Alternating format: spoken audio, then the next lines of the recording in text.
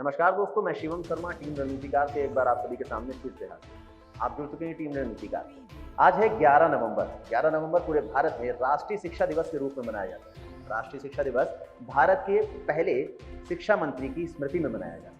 जी हाँ, मैं बात कर रहा हूँ मौलाना आज़ाद साहब की। मौलाना आज़ाद साहब एक अच्छे ही शिक्षाविद, एक स्वतंत्रता संग्राम सेनानी, एक वरिष्ठ पत्रकार होने के साथ साथ अंग्रेजों के सामने लोहा लेने वाले एक ऐसे व्यक्ति भी थे जिनके अखबार का सामना करने की ताकत शायद ब्रिटिश सरकार में थी।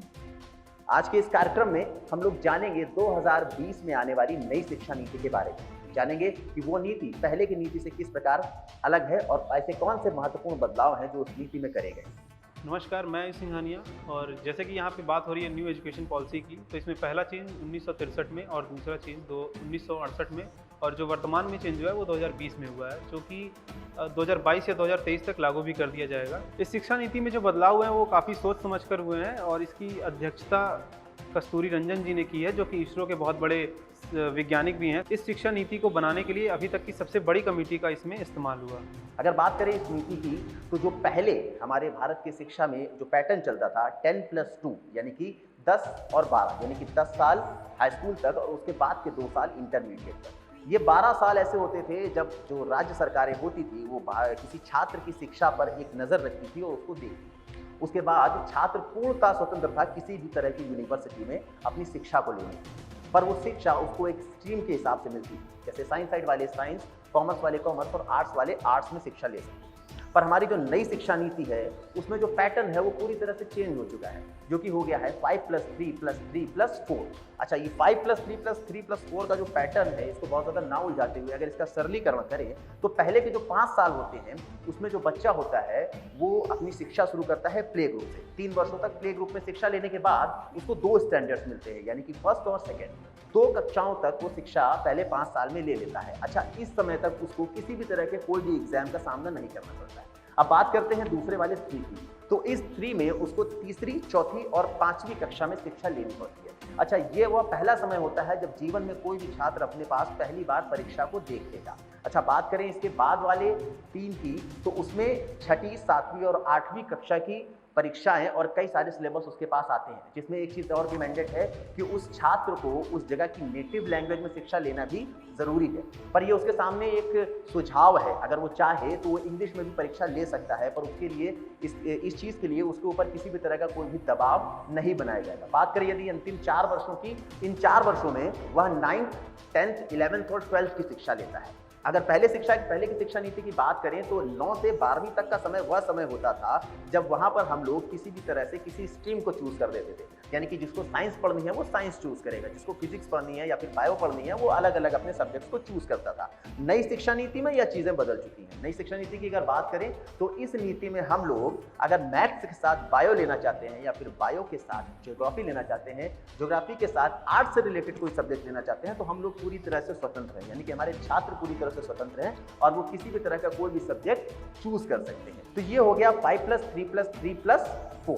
अब अगर बात करें इसके बाद की जो ग्रेजुएशन होता था वो होता था 3 वर्षों का।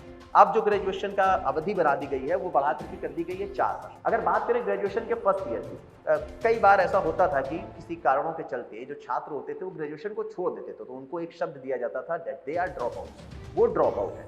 पर ड्रॉप आउट ना होते हुए अब नई शिक्षा नीति के चलते यदि प्रथम वर्ष में आपने किसी भी तरह से ग्रेजुएशन छोड़ दिया तो आपको एक सर्टिफिकेट मिलेगा ग्रेजुएशन का। सेकेंड ईयर में आपको मिलेगा एक डिप्लोमा, थर्ड ईयर में आपको मिलेगी एक डिग्री, फोर्थ ईयर में आपको मिलेगा रिसर्च, और एमफिल करे बिना अब आप सीधे पीएचडी के बाद जा सकते हो अपने ग्रेजुएशन के 4थे वर्ष के बाद।